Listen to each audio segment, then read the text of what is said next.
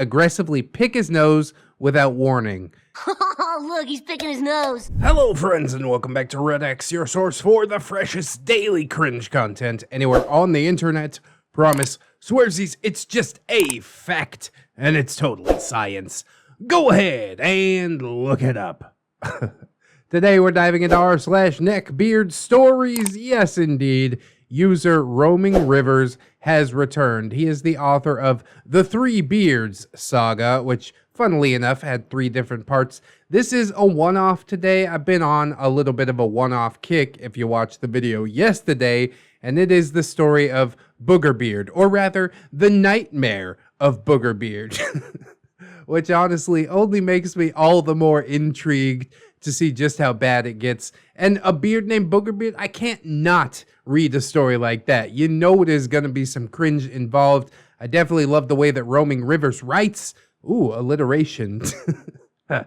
So, yeah, we're going to get him back on the channel, see what's going on, and then we've got a Ramtide story tomorrow. So, some very delicious literary top-tier cringe coming your way. But first, we'll get some plugs and disclaimers out of the way, and then we will dive right into some Neckbeard Stories cringe.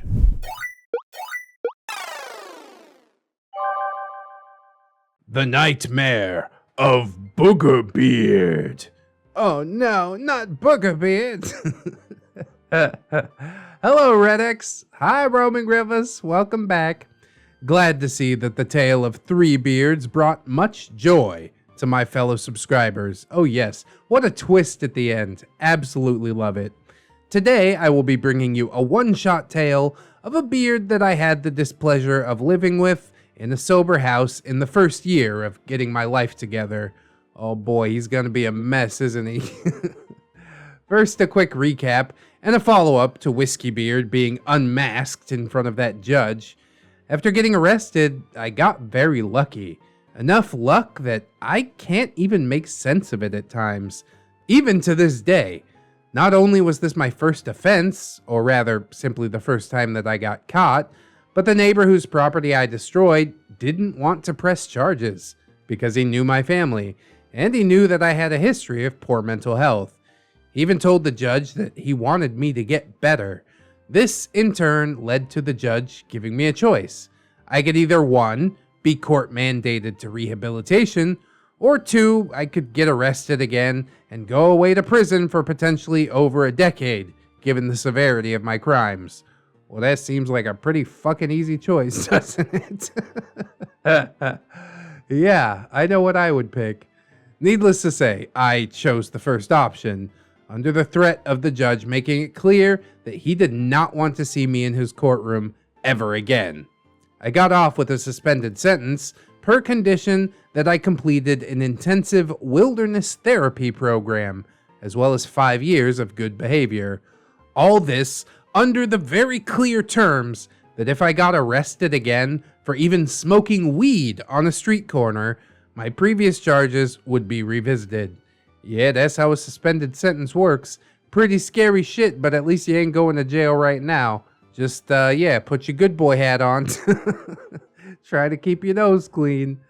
Needless to say, I knew that this was my one and only chance to have a better life. So I latched onto the opportunity, kept my nose clean, nice, and committed myself to getting better. And that is one of the biggest parts of getting better, is wanting to get better. And it's pretty clear to me that you did, that you do, that you are. And I'm proud of you, OP. I said it in the last story, but again, I'm glad to delve deeper and get to see a bit more of your recovery. Now, on to the tale of the first of the various beards that I've met over the years, and we shall call him Boogerbeard. Ugh. Disclaimer.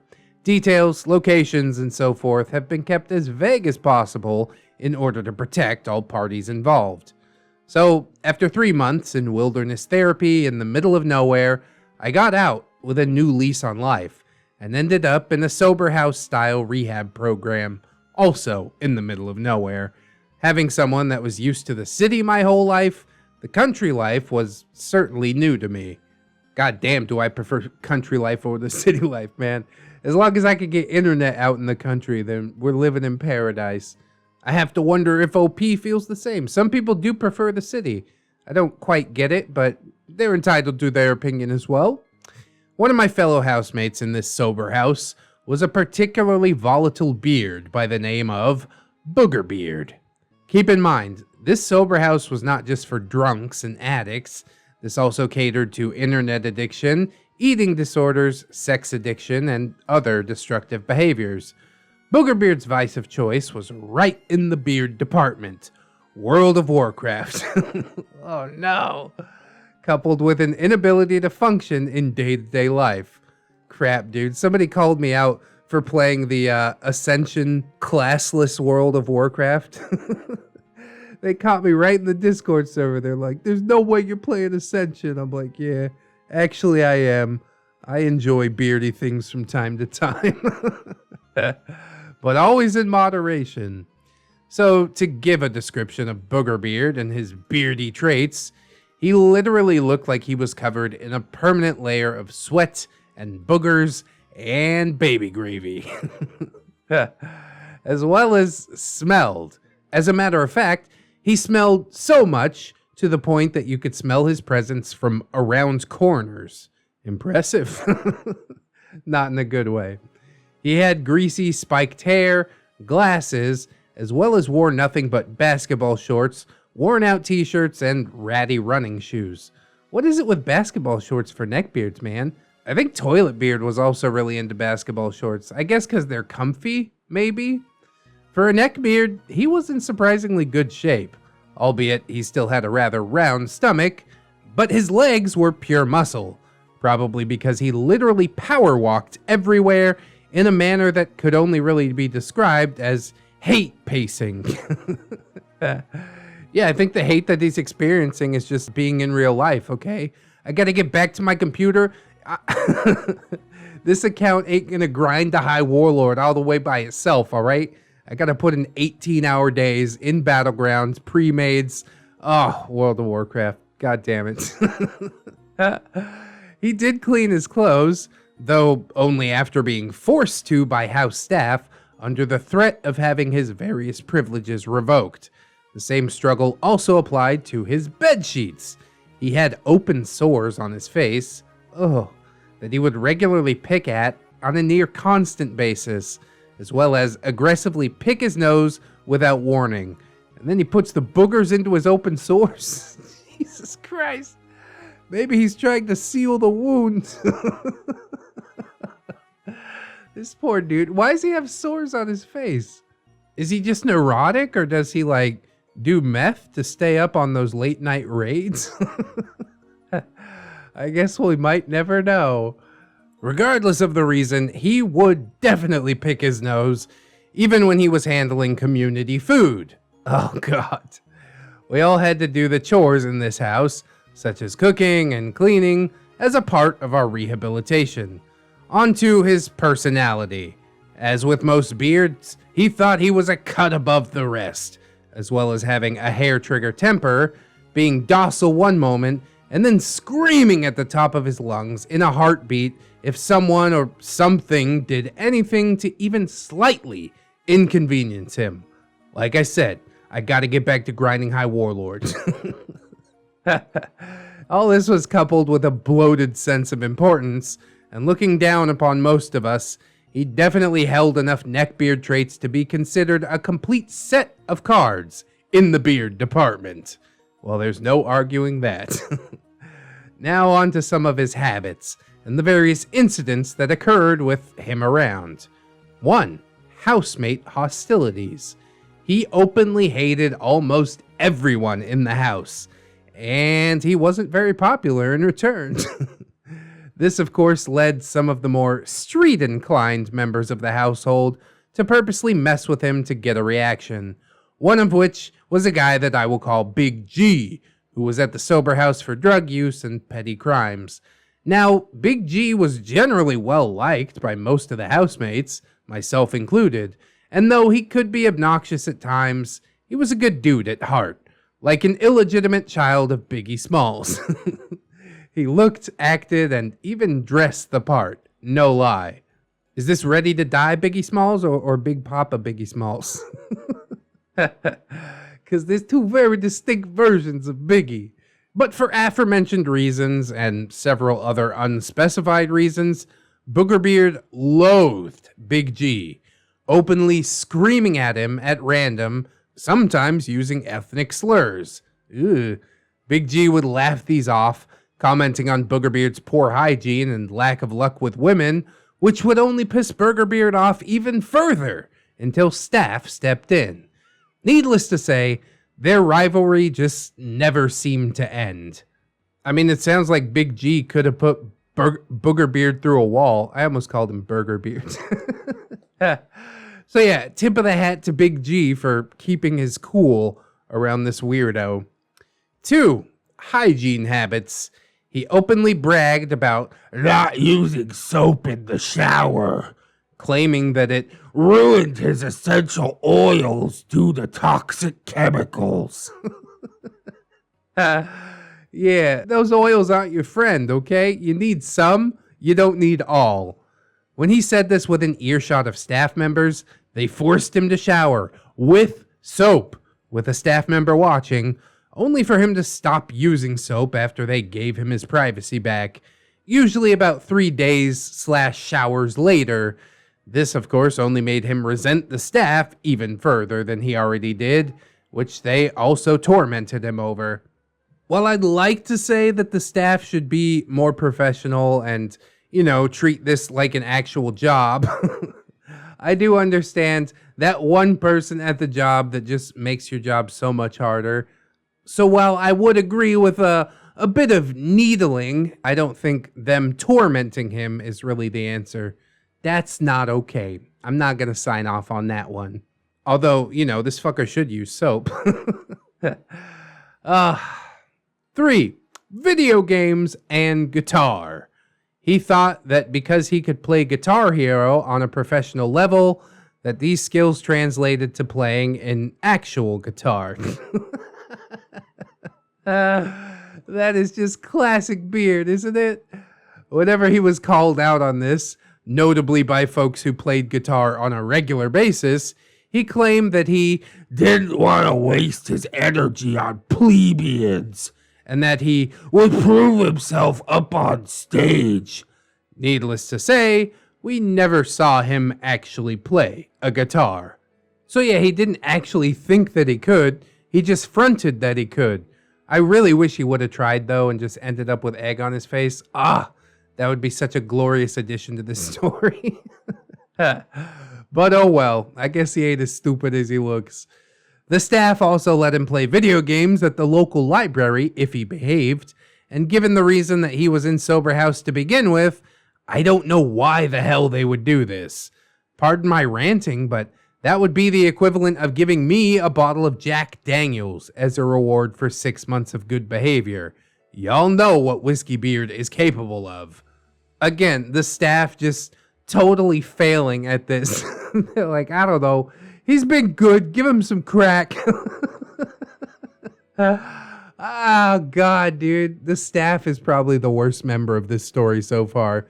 I mean, I don't like Boogerbeard, but I definitely like the staff a lot less at this point. Beard homophobia. 2 of the housemates were homosexual male prostitutes, both in the sober house for hard drug issues and run-ins with law enforcement.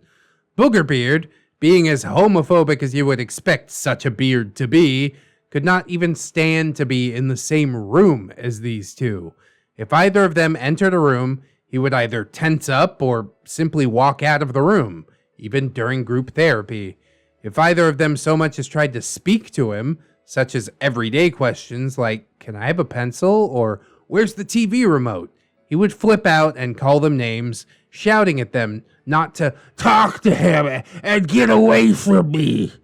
If either of them sat next to him at mealtimes, he would get up and just leave the table, again, often while shouting at them.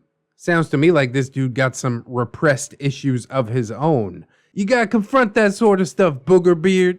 Running from your problems, it only hurts, it never helps. Anyways, story 5 is the porn incident. Oh, God. The staff at the sober house allowed us access to a television set, complete with a Netflix account, with the age restrictions making it so that only PG-13 movies and shows were the only things that we could watch. While everyone did have their own shows that they enjoyed, Boogerbeard included, this didn't stop two of the other guys in the house from finding a way to turn off the age restrictions and finding a way to watch trailers for porno movies on the TV. Yeah, I guess they get pretty creative in that sober house. This, of course, did not sit well with Boogerbeard. Oh, he respects the miladies? I did not so much as witness this event, as I was laid up in a bed at the time with a nasty lung infection. Thank you, piss-poor living conditions in a shitty sober house. Yeah, only slightly better than jail, I do guess. More like I heard it. Boogerbeard's shouting could be described as a sonic shriek, like the Marvel character Banshee. Just so loud that he made the walls vibrate.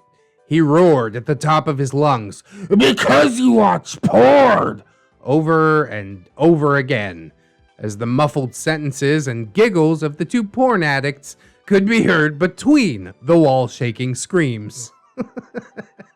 Oh, it's too ridiculous. This was apparently so loud that even the neighbors had gathered outside. The house that we were in was in some low-income neighborhood, to try and see what the hell was that noise coming out from that otherwise quiet house at the end of the street. In all fairness, he was justified in this freakout, as we could have our TV privileges taken away. Oh, so it wasn't really about the porn, it's just he's worried about losing the TV. Alright, roger that. Needless to say, I left that sober house shortly after over a year of staying there, and I went back to live with my folks in order to rebuild my life as a free man. Last I checked, he was still in the sober house over half a decade later. Jesus. To Boogerbeard and everyone else in that sober house, if you're out there and reading this, I sincerely wish you the best in life, and that you may one day heal from whatever demons haunt you. With that, I hope I have given you, ReddX, and my fellow subscribers another fix of that all too addictive cringe. Till next time, peace. Also edit for Grammar. Well, Boogerbeard definitely has some problems. Okay, well, he has a lot of problems, and he's definitely not getting any of those problems addressed or fixed at this sober house. I don't think OP would have had any of their problems addressed or fixed in this sober house, because the conditions and the staff, it's all just abysmal. Like, this seems like hell. A living purgatory. This dude has been in there for 5 years because he liked playing World of Warcraft too much. What the actual fuck? How is he ever going to get out? Oh my god, dude.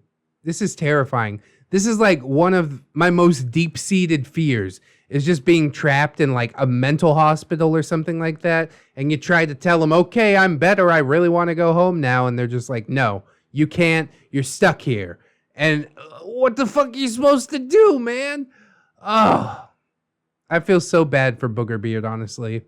He is definitely a beard, without a doubt, but like most of the beards in these stories, I do wish him the best. I hope that he gets it figured out. I hope that he gets to become a free man again, because this is not good, man. What are you supposed to do? How are you supposed to get better if nobody is helping you to get better? God, absolutely ridiculous. But like I often say, you can't save them all. I guess I just have to be grateful that OP was able to get out and leave it at that.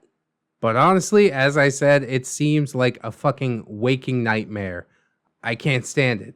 Definitely one of the things that terrifies me the most in the world, and you lived it. Ugh, Boogerbeard's still living it, which is just so unfortunate. But I do hope that you guys found some enjoyment in the episode. I hope that you like, comment, and or subscribe if you did enjoy the story. Maybe share it around if you should like. Go tell your grandma about them neckbeards. Also, check out the links in the description. We got all kinds of plugs and playlists if you're looking for a different flavor from the channel. We also got my social medias, Twitter, Discord, Facebook. Oh, and my gorgeous, wonderful, beautiful, generous patrons. I'd like to thank them as I do every video. So thank you very much. Robert Waits, Baron Von Waggy Pants, River, TSM Kirby, USMC, Aaron W, Twisted Child, Delicious Jelly Donut, Candy Sora, Cinnamon Susie, Fatboy Shrimp, Fire Drake, Latin, Livison, Marowski, Mr. Anime Manga Fan, Silent Revolver, Zero MMX, Magdalene Marshall Thornrose, Cherish Kitsune, Little Lone Wolf, Vanilla Mel, Roustauer, Satori, Anunnaki, Babsy-kun, Caustic Fox, Dinosaur Nightlight, Disposable Waifu, Aaron Lennox, Fisher Diggy, Gypsy, Hadrian BR, Heathcliff, a pimp named J. Crisp, J.M. Coon, Jerry, John Hero, Miss Monday, Lexi Loves JoJo, Lord Lionel, Lori Ellis, Jackets Rule, Melgar the Destroyer, Mirthful Baker, Mr. J, my boy Nat One Nick, Lady Nix, Origami Steve, Phantom of the Pines, Katykins and Elizabeth, Sidestep, Puggy, Cider Drinker, Serrated Ash, Siegfried, Staples, Yeet, Synaptic Boomstick, Brilliant Tamago, Tapioca, Boogaloo, Tato Ferret, Teddy the Police, That Duck and Bug, The One True Fusky, Treeberg, Wilmag, Zero Blacktail, Kira M, Redwin, Captain Clown Show, Goose Says Honk, Leon Embers, Naga Viper, Saints Blessing, John Indoors, A Normal Joe, Amara, A-Roxers, Barbusca's Irradiated Jam. That's definitely a new one. Cake Jerry, that's a different Jerry. California Keto Girl, Chris Meska, Cinnamon Bunny Dog, Defang, Ghost of Alpha, KJW, Kajow, Crafty Kitty Cat, Life of a Guardian, Little Ann Woods, Mark 211, Maybe Next Time, Milk-Fed Gimp, Miss Duchess, Origami Cam, Princess Rosalie, Raptor Art, Spoonie the Rogue, Steampunk Ellie, The Last Shinobi, and the Neck Row Babacan. Thank you guys all so much for supporting the channel. 2 new patrons today. Absolutely beautiful. I love seeing them numbers go up. You guys are making me so very happy. I do hope some other people will consider signing up on the Patreon, but if you can't do it right now, don't sweat it too hard, friends. I only want money from people who aren't gonna miss it. You know what I'm saying? What's most importantly is that you came on through, hung out with me, listened to my stories, and I hope that you come on back and hang out with me again tomorrow and do the same old thing. In order to do so, you need to keep yourself safe out there. Wash your hands, but also take some time out and do something that you personally enjoy today. Maybe like watching some more ReddX videos. Maybe. Always remember, friends, that you are loved, you are worthy, and you definitely deserve it. I will see you in the next one, and until then, bye-bye.